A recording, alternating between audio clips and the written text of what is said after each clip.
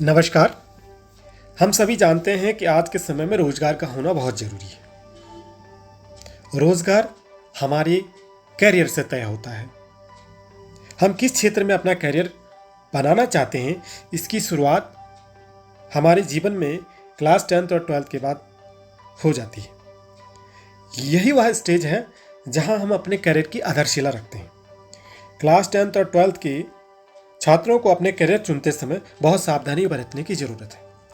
हम अपना करियर कैसे चुनते हैं, आइए इस पर नज़र डालते हैं।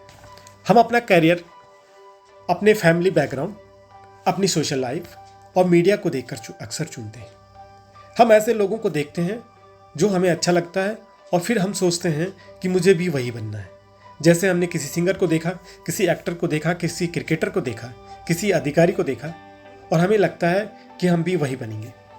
लेकिन इसमें ध्यान देने की ज़रूरत है। यदि हमें कोई एक्टर, सिंगर या क्रिकेटर देख करके लग रहा है कि मैं वैसे बनूंगा, तो इसके लिए हमें जानकारी जुटाने की ज़रूरत पड़ती है। और जानकारी जुटाते समय हम एक गलती कर बैठते हैं कि जिस व्यक्ति को उस कैरियर की जानकारी नहीं होती है, उसकी ABCD पता नहीं होती, उस व्यक्ति से हम पूछते हैं कि हमें वो कैरियर चुनना है या नहीं। लेकिन हमें यह पता होना चाहिए या भली भांति मालूम होना चाहिए कि जिसको उसकी जानकारी नहीं है वो हमें उस बारे में क्या बताएगा, और यदि बता भी देता है तो क्या हम उसमें सक्सेस होंगे।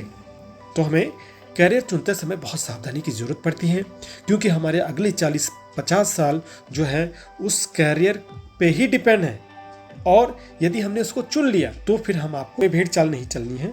तो इस बारे में हम बातचीत करते हैं और हम देखते हैं कि किस तरीके से हम अपना करियर चुन सकते हैं। कुछ बच्चे हम देखते हैं, कुछ छात्र देखते हैं कि 10वीं और 12वीं के बाद घर की मजबूरियों के कारण पढ़ाई छोड़ देते हैं और बचपन से ही काम में लग जाते हैं। जबकि कुछ छात्र PhD कोर्सेज कर लेते हैं, शोध कर लेते हैं। तो इस तरीके से करियर चुनने में अलग अलग भिन्नताएं होती हैं। अब हम बात करते हैं कि हमें करियर को चुनते समय किन बातों का ध्यान रखना चाहिए। हमें कैरियर को चुनते समय 4 महत्वपूर्ण बातों का ध्यान रखना चाहिए। हम किस चीज़ में अच्छे हैं, हमारी क्षमता क्या है, हमारी स्वाभाविक पसंद क्या है, हमारा प्रिय विषय क्या है, हमें किस काम को, किस सब्जेक्ट को पढ़ने में हमारे इंटरेस्ट है, हमें आनंद आता है, हमें अच्छा लगता है। तो दूसरा, अपनी आकांक्षाओं को जानने का प्रयास करें। अपने सपनों, अपनी आकांक्षाओं को जानने का हमें प्रयास करना चाहिए।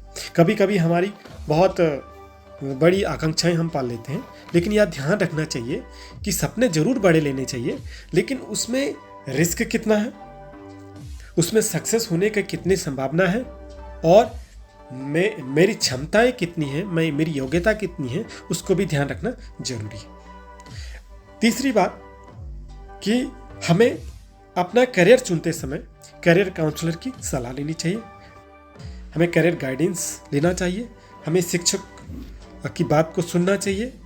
और सबसे महत्वपूर्ण चौथी बात कि हमें करियर चुनते समय उस व्यक्ति से सलाह लेनी चाहिए जो उस करियर में रहा हो या उस करियर में वर्तमान में हो, क्योंकि वही हमें बेहतर बता सकता है कि हमें वो करियर चुनना चाहिए या हमें उसमें क्या निर्णय लेना चाहिए।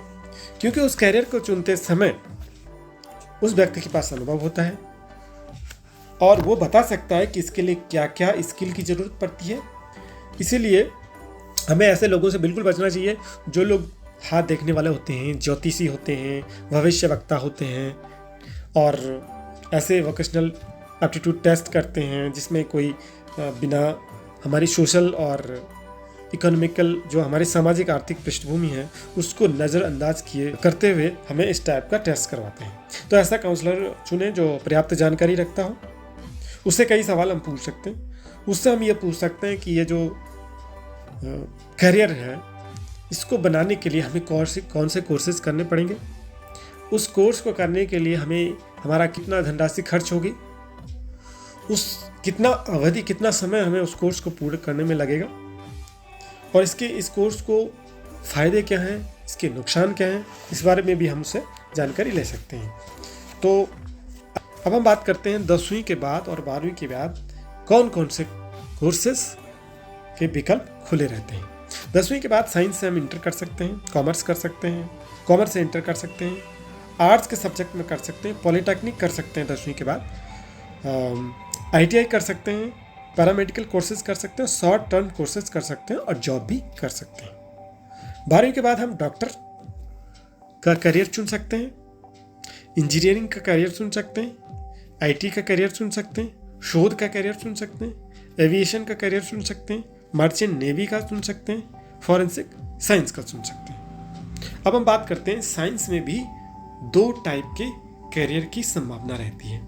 एक है मेडिकल, दूसरा है नॉन मेडिकल। मेडिकल जहाँ बायोलॉजी एक अनिवार्य सब्जेक्ट होता है, वही नॉन मेडिकल में फिजिक्स, केमिस्ट्री और मैथ्स होता है। इसके बाद 10वीं के बाद साइंस लेने के बाद आपको IITs, NITs, एम्स में जाने का मौका मिलता है और यहाँ के कोर्सेज करने के बाद प्लेसमेंट की बेहतर संभावनाएं रहती है। कॉमर्स से इंटर करने के बाद क्या क्या विकल्प हो सकते हैं? कॉमर्स से इंटर करने के बाद accountant, company secretary, MBA, financial planner, management, accounting, chartered accountant, ये सारे विकल्प हमारे लिए खुले रहते हैं। तो जिनका व्यापार वाला माइंडसेट है वो कॉमर्स से इंटर कर सकते हैं, इस क्षेत्र में अपना करियर बना सकते हैं। अगर हम कला वर्ग से इंटर करने की बात करते हैं तो कला वर्ग से इंटर करने के बाद हमारे लिए क्या क्या विकल्प खुलते हैं, इस पर बात करें। आइए इस पर बात करते हैं। तो कला, ऐसा माना जाता है कि जिनके मार्क्स कम आते हैं वो विद्यार्थी आर्ट्स लेते हैं, लेकिन ये धारणा गलत है। बहुत सारे अच्छे विद्यार्थी भी आर्ट्स लेते हैं। इंटर से आर्ट्स करने के बाद, स्नातक से आर्ट्स करने के बाद हमारे पास सरकारी जॉब के लिए बहुत सारे विकल्प खुले रहते हैं, जिसमें UPSC, SSC, state civil services, अन्य स्टेट गवर्नमेंट जॉब्स।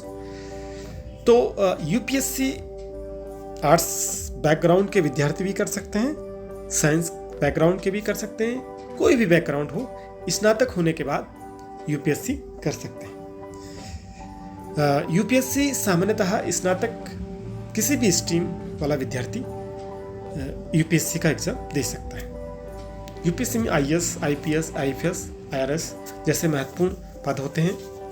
और अगर हम बात करते हैं सरकारी नौकरी के अलावा भी आर्ट्स में कई सारे विकल्प होते हैं, जिनमें प्रमुख है पत्रकार, ग्राफिक डिजाइनर, वकील, इवेंट मैनेजर, शिक्षक, एनिमेटर। 12वीं साइंस करने के बाद आप ग्रेजुएशन आर्ट्स से कर सकते हैं। कॉमर्स वाले भी आर्ट्स ले सकते हैं, लेकिन आर्ट्स वाले साइंस या कॉमर्स नहीं ले सकते हैं। आर्ट्स स्ट्रीम में 11वीं और 12वीं में जो सब्जेक्ट होते हैं वो इतिहास, political science, sociology, economics, geography, psychology, अंग्रेजी, क्षेत्रीय भाषा। और अब हम बात करते हैं 10वीं के बाद जो कोर्स, क्या क्या कोर्सेस कर सकते हैं। 10वीं के बाद जॉब पाने के लिए जो विद्यार्थी इंटर नहीं कर सकते या इंटर नहीं करना चाहते या बाद में करना चाहते हैं, वो 10वीं के बाद पॉलिटेक्निक कर सकते हैं। पॉलिटेक्निक सामान्यतः 3 साल की अवधि का कोर्स होता है। इसमें बहुत सारे डिप्लोमा होते हैं। Diploma in civil engineering, diploma in computer engineering, chemical engineering, aerospace, mechanical engineering, electrical engineering, biotechnology, electronics and communication में आप डिप्लोमा कर सकते हैं। पॉलिटेक्निक के बाद आगे पढ़ने के लिए बीटेक भी कर सकते हैं। पॉलिटेक्निक के बाद बीटेक में सीधे सेकेंड ईयर में प्रवेश मिलता है, लेकिन ये सुविधा IITs में नहीं है। IIT में प्रवेश करने के लिए आपको JEE मेन और JEE एडवांस अच्छे रैंक के साथ पास करना होगा। अब हम बात करते हैं 10वीं के बाद कुछ अन्य कोर्सेज की। 10वीं के बाद ITI में बहुत सारे कोर्सेस अवेलेबल हैं, जिसमें अवधि 1 साल से 2 साल की अवधि के कोर्सेज होते हैं। इसके लिए प्रवेश परीक्षा पास करनी होती है। इसमें जो कोर्स हैं वो कंप्यूटर ऑपरेटर का है, प्लम्बर का है, ड्राफ्ट्समैन मैकेनिकल का है, वायरमैन का है, मैन्युफैक्चर फुटवियर का है, इलेक्ट्रिकल इंजीनियरिंग का है, इलेक्ट्रॉनिक्स इंजीनियरिंग का है। अब इससे जॉब कहाँ मिल सकती है? इससे जॉब देश और विदेश में जॉब की संभावना रहती है। देश में इंडियन रेलवे में, इंडियन आर्मी में, ONGC में, टेलीकम्युनिकेशन में और अन्य कई औद्योगिक क्षेत्रों में हमें इसके कोर्स करने के बाद जॉब मिलने की संभावना रहती है। अगला है पैरामेडिकल कोर्सेज। तो 10वीं के बाद जो पैरामेडिकल कोर्सेज हैं वो भी हम कर सकते हैं। उसमें कुछ सर्टिफिकेट कोर्स होते हैं जो कम अवधि के होते हैं, 3 माह से एक साल के कोर्सेज होते हैं। कुछ डिप्लोमा कोर्सेज होते हैं 1 साल से 2 साल के होते हैं। और 12वीं के बाद बैचलर डिग्री जो 3 साल के कोर्सेज होते हैं। बीएससी इन नर्सिंग 12वीं के बाद कर सकते हैं। अब हम जो पैरामेडिकल कोर्सेज हैं वो क्या क्या कोर्सेज हैं, वो certificate in medical lab technology है, डिप्लोमा इन एक्सरे टेक्नोलॉजी है, एमआरआई टेक्नीशियन है, डिप्लोमा इन डायलिसिस टेक्निक्स है, डिप्लोमा इन ईसीजी है, diploma in medical record technology है, diploma in rural health care है, diploma in nursing care assistant है और 12वीं के बाद बीएससी नर्सिंग भी अवेलेबल है। अब हम शॉर्ट टर्म कोर्स की बात करते हैं। 10वीं के बाद कुछ कम अवधि के कोर्सेज हो सकते हैं जिनको करने के बाद भी हमें जॉब मिलने की संभावना रहती है। इसमें सर्टिफिकेट कोर्स और डिप्लोमा कोर्सेज होते हैं। तो ऐसे कौन से कोर्सेज हैं? ऐसे कोर्सेज हैं certificate in poultry farming, graphic designing, event management, cyber security, hotel management, MS office. तो 10वीं के बाद हम जॉब भी पा सकते हैं। इसके लिए army, navy, Indian air force, BSF, Indian railway, post office, इनमें हम जॉब प्राप्त कर सकते हैं। Thank you.